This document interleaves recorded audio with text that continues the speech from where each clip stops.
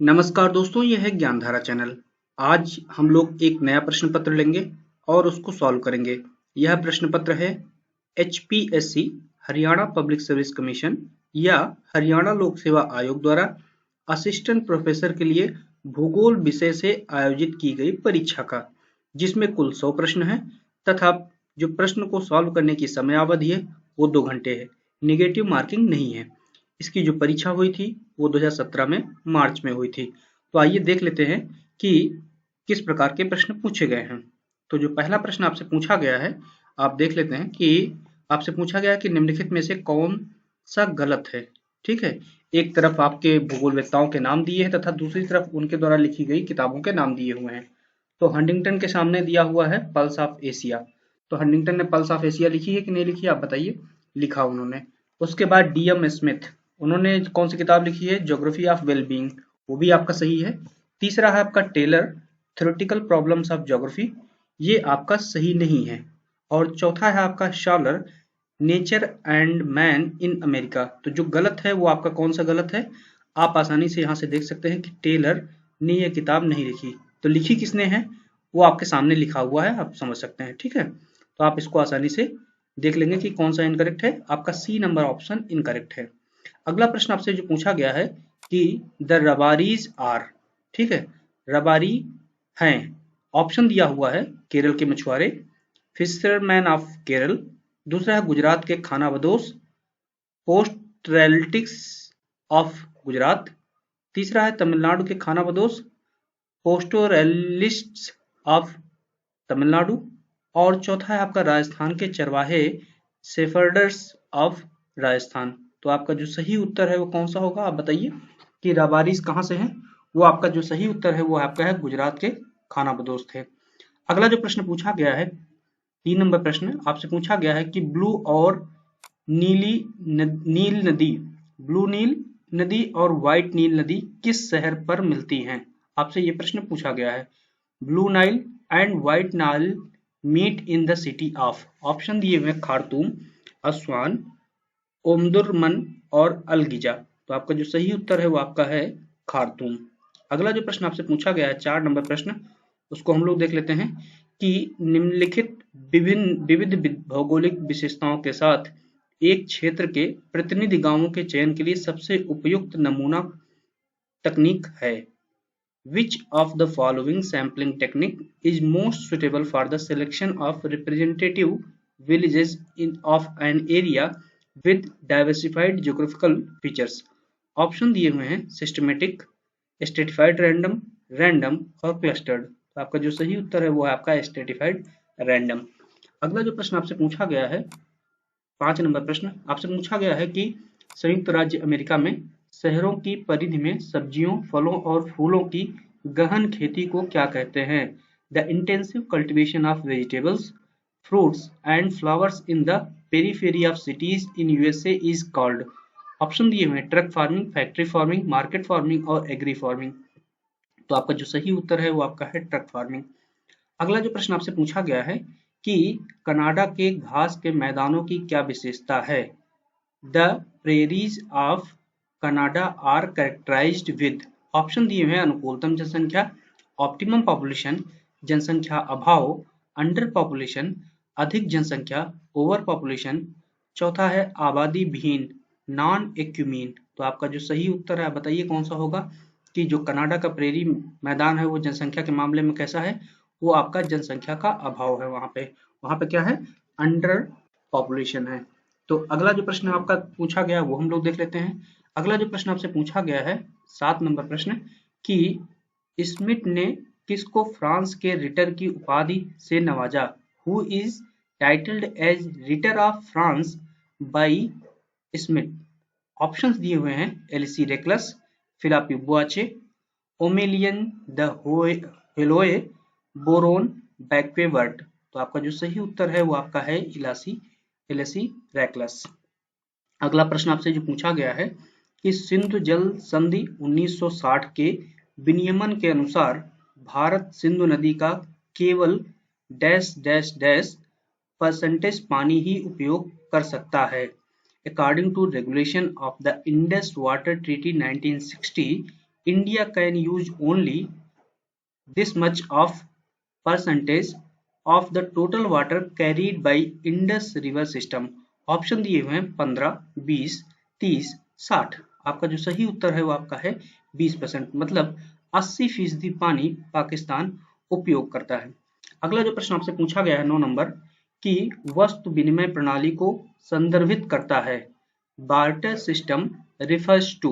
Option दिए हुए हैं माल की प्रत्यक्ष विनिमय, डायरेक्ट एक्सचेंज ऑफ गुड्स, दूसरा है धन के साथ वस्तुओं के विनिमय, exchange of goods with money, तीसरा है सोने के साथ वस्तुओं के विनिमय, exchange of goods with gold, चौथा है जानवरों के साथ वस्तुओं के विनिमय, exchange of goods with animals. तो आपका जो सही उत्तर है वो है आपका वस्तु विनिमय, माल की प्रत्यक्ष विनिमय।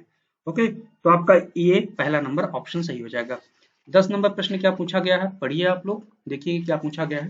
आपसे पूछा गया है कि निम्नलिखित में से किन देशों से विकसित गेहूं और चावल का HYV हाई यील्ड वैरायटीज बीज भारत में लाया गया। In which of the following groups of countries HYVs of wheat and rice were developed and introduced in India। Option दिए Japan, Australia, Mexico, Philippines, Mexico संयुक्त राज्य अमेरिका, फिलीपींस संयुक्त राज्य America. तो आपका जो सही उत्तर है वो आपका है मैक्सिको और फिलीपींस। अगला जो प्रश्न पूछा गया है 11 नंबर कि एक फ्रांसीसी वास्तुकार ली कार्जिबुजियर ने कौन सा शहर डिजाइन किया।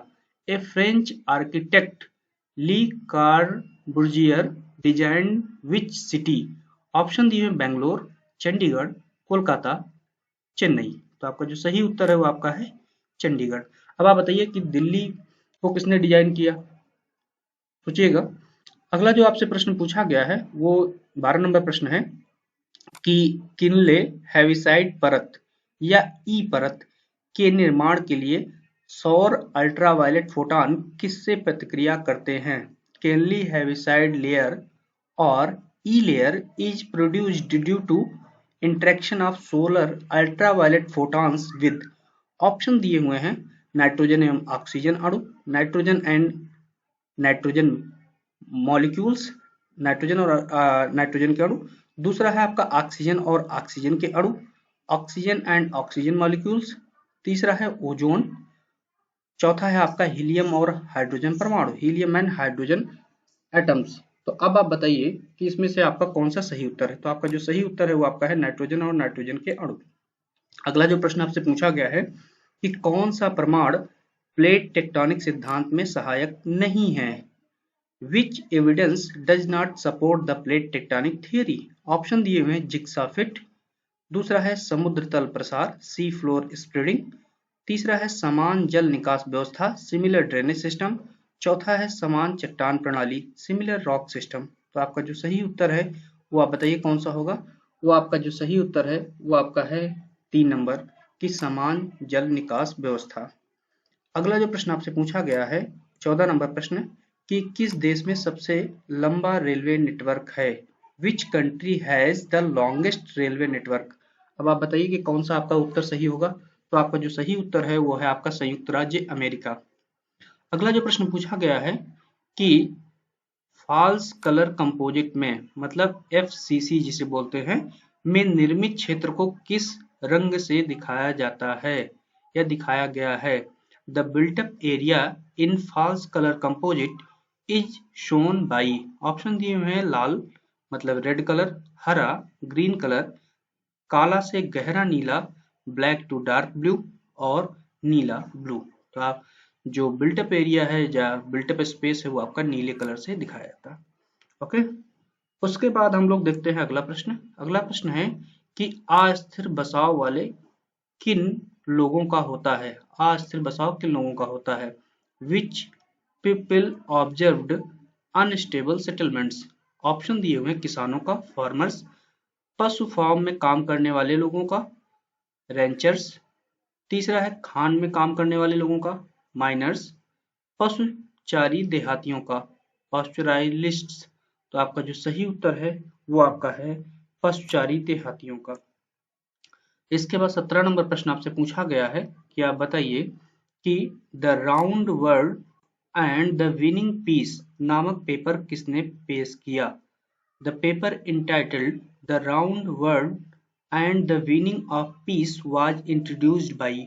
ऑप्शन दिए हैं Spykman, Brunhes, Mackinder, Auguste Comte. तो आपका जो सही उत्तर है वो आपका है मैकिंडर। ओके, अब इसके बाद अगला जो प्रश्न है पूछा गया है कि वन्य जीव संरक्षण अधिनियम भारत को कब पारित हुआ, मतलब भारत में कब पारित हुआ? Wild life protection act in India passed in.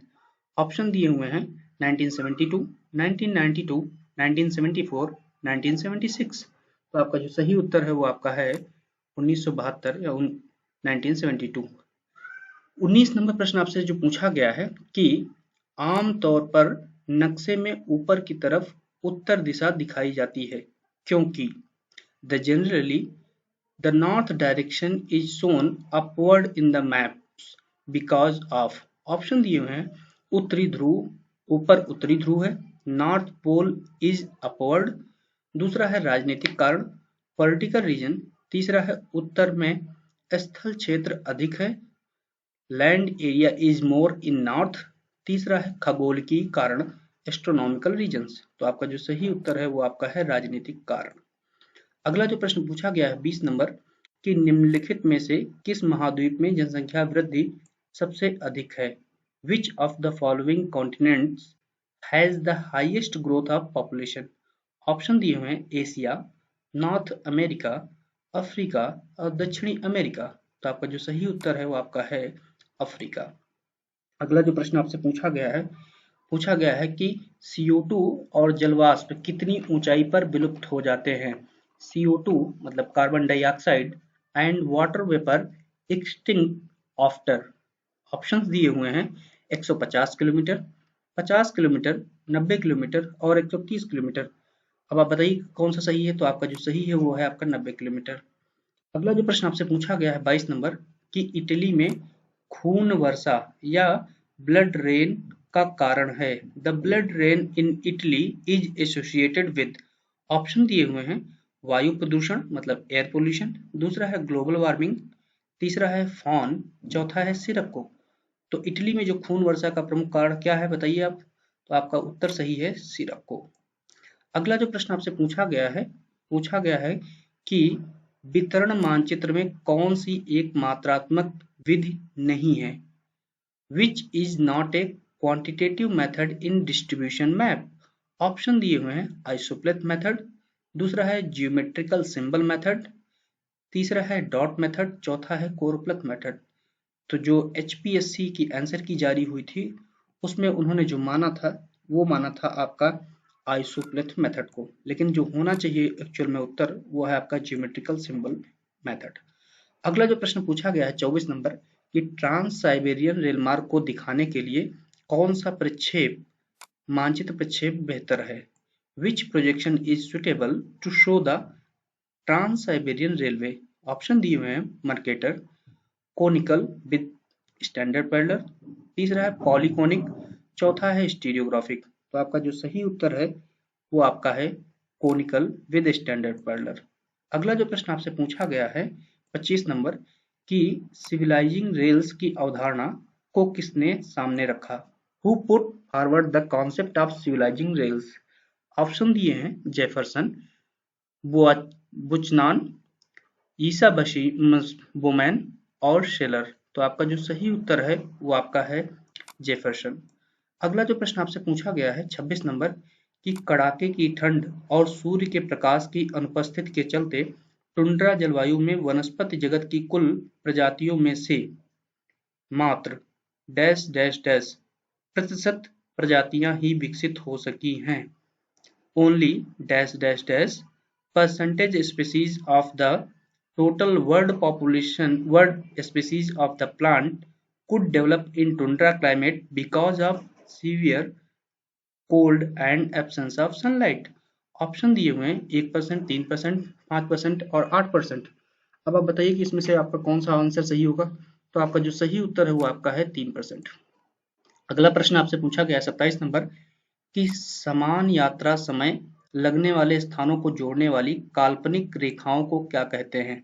The imaginary lines, joining the places having equal travel time.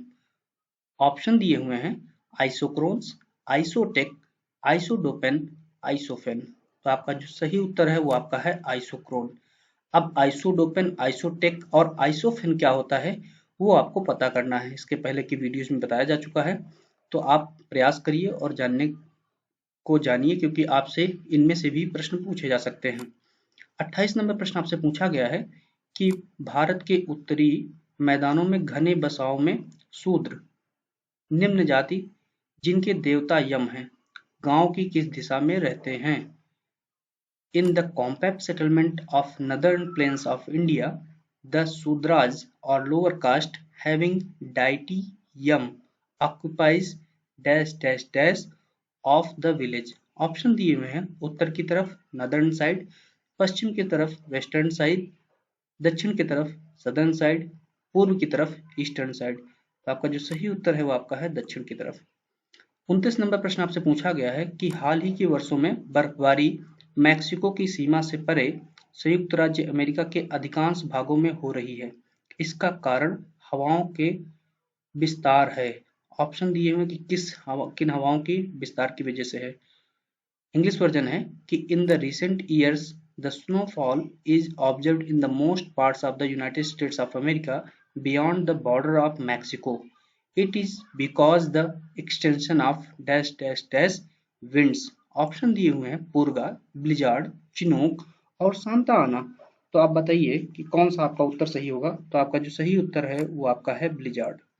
तो आप देखिए कि आपके करंट से भी बहुत ढेर सारे प्रश्न HPSC द्वारा पूछे गए हैं। तो आपके क्लाइमेटिक जो भी मेन इवेंट्स हुए हैं या मेन फिनोमिना हुआ है उनको आपको ध्यान रखना है, क्योंकि आगामी जो भी असिस्टेंट प्रोफेसर की भर्तियां होने वाली हैं उनमें आपसे साइक्लोन से या इस तरह की अगर कोई मेट्रोलॉजिकल फिनोमिना हुआ है तो उससे प्रश्न आपके बनने ही बनने हैं।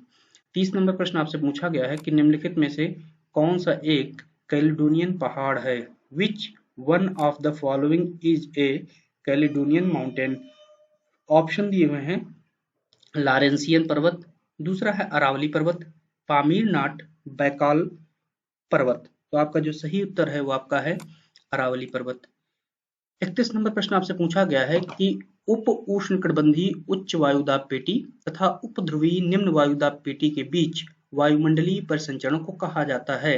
Atmospheric circulation between sub tropical high pressure belt and sub polar low pressure belt is called as. Option दिए हुए हैं फेरल सेल, ध्रुवीय सेल, हेडली सेल और जियोस्ट्रोफिक आपका विंड। तो आपका यह भू विक्षेपी पवन जिसे कहते हैं। तो आपका जो सही उत्तर होगा वो क्या होगा आप बताइए। तो आपका जो सही उत्तर है वो आपका है फेरल सेल।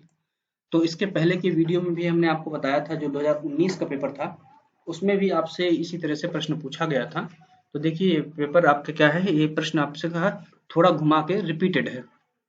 अगला जो प्रश्न आपसे पूछा गया है कि बताइए कि भारत की जनगणना में भारत में शहरों के कार्यात्मक वर्गीकरण के लिए त्रिगुट आरेख किसने लागू किया?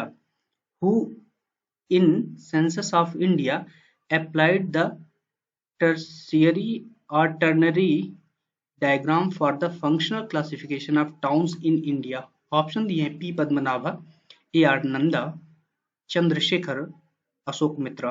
तो आपका जो सही उत्तर है वो आपका है अशोक मित्रा। 33 नंबर प्रश्न आपसे पूछा गया है कि कौन सी अवधारणा सही मायने में दो ध्रुवों ग्रामीण समुदाय और शहरी समाज के बीच जीवन के तरीके की एक सतत उन्नयन का सुझाव देती है? Which concept suggests a continuous gradation of ways of life between the two poles of truly rural community and truly urban society? Option दिए हुए हैं कन्वर्जेशन, दूसरा है रूरल अर्बन कॉन्टिनम, तीसरा है ग्रोथ पोल मॉडल, चौथा है रूरल अर्बन फ्रिंज। तो आप बताइए कि कौन सा आपका सही होगा। तो आपका जो सही उत्तर है वो है आपका रूरल अर्बन कॉन्टिनम। अगला जो प्रश्न आपसे पूछा गया है 34 नंबर कि निम्नलिखित में से किसने सर्वप्रथम फसल संयोजन की विधि तैयार की? Who among the following was the first to formulate the method of crop combination? Option दिए हुए हैं नेल्सन, दोई, रफीउल्ला, वीवर। तो आपका जो सही उत्तर है आप बताइए कौन सा होगा। तो आपका जो सही उत्तर है वो आपका है वीवर। ओके। अगला जो प्रश्न आपसे पूछा गया है 35 नंबर की मिलान कीजिए, मैच द फॉलोइंग। एक तरफ जो आदिम कृषि है उनके प्रकार दिए हुए हैं तथा विश्व में उस प्रकार की आदिम कृषि किन देशों में होती है वो दिए हुए हैं। तो झूमिंग खेती कहाँ पे होती है आपको मालूम, भारत में होती है। रोका आपकी कहाँ है, वो आपकी ब्राजील में होती है। मिल्पा आपकी कहाँ पे होती है, मिल्पा आपकी मैक्सिको में है। और लदांग आपकी कहाँ पे है, मलेशिया में है। तो आप आसानी से इसको लगा देंगे 3 1 2 4। तो 3 1 2 4 आपका ये हो गया। अगला जो प्रश्न आपसे पूछा गया है वो हम लोग देख लेते हैं 36 नंबर कि मुंबई और पुणे में प्राप्त वर्षा की मात्रा में अंतर का कारण कौन सी वर्षा का प्रमुख प्रकार है। The difference in the amount of precipitation received at Mumbai and Pune is caused by. Option दिए हुए संवहनीय वर्षा, कन्वेक्शनल रेनफॉल, दूसरा है चक्रवात वर्षा फ्रंटल रेनफॉल, तीसरा है पर्वताकृत वर्षा ओरोग्राफिक रेनफॉल और चौथा है उपरोक्त सभी, मतलब कि ऑल ऑफ द एबव। तो अब आप बताइए कि कौन सा सही है। तो पर्वतीय वर्षा है, तो पर्वतीय वर्षा की वजह से मुंबई और पुणे में प्राप्त होने वाली वर्षा में अंतर है। अगला जो आपसे प्रश्न पूछा गया है कि बैडलैंड स्थलाकृति में अस्थायी झीलों प्लायाज को किस मरुस्थल में खबरी और ममलाहा के नाम से जाना जाता है। Playas the temporary lakes in the badland topography is called as khabari and mamlaha in. Option दिए हुए हैं अरब मरुस्थल अरेबियन डेजर्ट, दूसरा है अटाकामा मरुस्थल अटाकामा डेजर्ट, तीसरा है सहारा मरुस्थल सहारा डेजर्ट, चौथा है नामिब मरुस्थल नामिब डेजर्ट। तो आपका जो उत्तर सही है वो आपका सही है अरब मरुस्थल। अब आपको क्या करना है कि अटाकामा सहारा और नामिब जो मरुस्थल हैं ये विश्व में कहाँ पे पाए जाते हैं, उनको वर्ल्ड के जो मैप है उसमें आपको लोकेट करना है। अगला प्रश्न आपसे पूछा गया है 38 नंबर कि वे पौधे जो अपना जीवन दूसरों पर गुजारते हैं कहलाते हैं। The plants that live on others are called as. Option दिए हैं एपिफाइटिक, हेलोफाइट्स, जीरोफाइट्स, हाइड्रोफाइट्स। तो आपका जो सही उत्तर है वो कौन सा है आपका, आप बताइए। तो आपका जो सही उत्तर है वो आपका है एपिफाइटिक। ओके। तो आपने अब आप बताइए कि हेलोफाइटिक, जीरोफाइटिक और हाइड्रोफाइटिक कौन कौन से होते हैं, इनकी विशेषता क्या होती है। तो जैसे हेलोफाइटिक आपका क्या होगा कि लवणीय जल में जो उपस्थित होते हैं, जीरोफाइटिक जो शुष्क प्रदेशों में है मरुस्थलीय भागों में, हाइड्रोफाइटिक जो नम प्रदेश या आर्द्र प्रदेश में होते हैं, तो उनके लिए है। ठीक है। अब आपसे 39 नंबर प्रश्न पूछा गया है कि ऑन्टोग्राफी का दर्शन ऑर्गेनिक हाफ ऑफ ज्योग्राफी की व्याख्या करता है। यह विचारधारा किसने शुरू की। The philosophy of ontography explains organic half of geography is introduced by. Option दिए हुए हैं डेविस, हैगस्टैंड, आस्कर पेसल और कैनोन। तो आपका जो सही उत्तर है वो आपका है डेविस, WM डेविस। 40 नंबर प्रश्न आपसे पूछा गया है कि अरुणाचल प्रदेश में ईटानगर एक उदाहरण है। Itanagar in Arunachal Pradesh is an example of. Option दिए हुए हैं प्रमुख शहर का, प्राइमेट सिटी का, सैटेलाइट टाउन, एज सिटी और एक्सक्लेव। तो आपका जो सही उत्तर है वो आपका है प्रमुख शहर का। अगला जो प्रश्न आपसे पूछा गया है 41 नंबर प्रश्न पूछा गया है कि दुनिया में सबसे व्यापक रूप से बोली जाने वाली भाषाओं को अवरोही क्रम में व्यवस्थित कीजिए। Arrange the most widely spoken languages in the world in descending order. Option आपके सामने दिए हुए हैं Chinese, Hindi, Angrezi, Spanish. Angrezi, Chinese, Spanish, Hindi, Chinese, Spanish, Angrezi, Hindi, English, Chinese, Hindi, Spanish. तो आप बताइए कि कौन सा है चार जो आरोही क्रम में। तो आपका जो सही उत्तर है वो आपका है China, Chinese, Spanish, Angrezi, Hindi. अब ये जो आपको आंसर बताया गया है 2017 के आंसर की के अनुसार बताया गया, अभी करंट में क्या है उसको आपको सोचना है। अगला जो प्रश्न आपसे पूछा गया है कि प्लवक या प्लैंक्टन्स कहाँ बहुतायत में विकसित होते हैं। Planktons are abundantly developed in. Option दिए हुए हैं विषुवत-रेखीय क्षेत्र में इक्वेटोरियल रीजन्स, दूसरा है निम्न अक्षांशीय क्षेत्रों में लो लैटिट्यूड रीजन्स, तीसरा है मध्य अक्षांशीय क्षेत्रों में मिड लैटिट्यूड रीजन्स, चौथा है आपका ध्रुवीय क्षेत्रों में या पोलर रीजन्स। तो आपका जो सही उत्तर है वो आपका है मध्य अक्षांशीय क्षेत्रों में प्लवक बहुतायत में पाए जाते हैं। अगला जो प्रश्न आपसे पूछा गया है 43 नंबर कि अनुकूल परिस्थितियों के बावजूद पंजाब में तंबाकू का उत्पादन नहीं होता है। यह एक उदाहरण है। In spite of favorable conditions, tobacco is not produced in Punjab. It is an example of. Option दिए हैं व्यवहारवादी विचारधारा का बिहेवियरल अप्रोच, दूसरा है मानववादी विचारधारा का ह्यूमनिस्टिक अप्रोच, तीसरा है अमूलवादी विचारधारा रेडिकल अप्रोच, चौथा है संभवतावादी मतलब कि पॉसिबिलिज्म। तो अब आप बताइए कि इसमें से आप दिमाग लगाइए कि कौन सा उत्तर सही होगा। तो जो उत्तर सही है वो आपका है व्यवहारवादी विचारधारा। अगला प्रश्न आपका है 44 नंबर कि जनसंख्या वितरण दिखाने के लिए सबसे अच्छा मानचित्र कौन सा है। Which maps are best to show population distribution. Option दिए हुए हैं कोरोप्लेथ मानचित्र, कोरोप्लेथ मैप्स, शेडिंग मानचित्र, डॉट मानचित्र या आइसोप्लेथ मैप्स। तो आपका जो सही उत्तर है वो आपका है डॉट मानचित्र। ठीक है, कोरोप्लेथ क्या है आपका, वो डेंसिटी को दिखाता है। ओके, अगला जो प्रश्न आपसे पूछा गया है वो हम लोग देख लेते हैं क्या पूछा गया है। अगला प्रश्न पूछा गया 45 नंबर कि मैकेंडर ने किस प्रोजेक्शन पर हार्टलैंड को चित्रित किया था जिससे उत्तर में असीमित बर्फ दिखाई देता था। मतलब मैकेंडर portrayed Heartland on which projection that its size distorted and shows unlimited expanse of permanent ice to the north of Heartland। Option दिए हुए हैं मर्केटर प्रोजेक्शन, ध्रुवीय शंकु प्रोजेक्शन मतलब polar gnomonic projection, Bonne projection and polyconic projection. अब आप बताइए कौन सा सही होगा। तो आपका जो सही उत्तर है वो आपका है मर्केटर प्रोजेक्शन। अगला जो प्रश्न पूछा गया है आपका 46 नंबर कि जनसंख्या के माल्थुसियन सिद्धांत में कौन सा सकारात्मक रोक या चेक नहीं है। In the Malthusian theory of population which is not a positive check.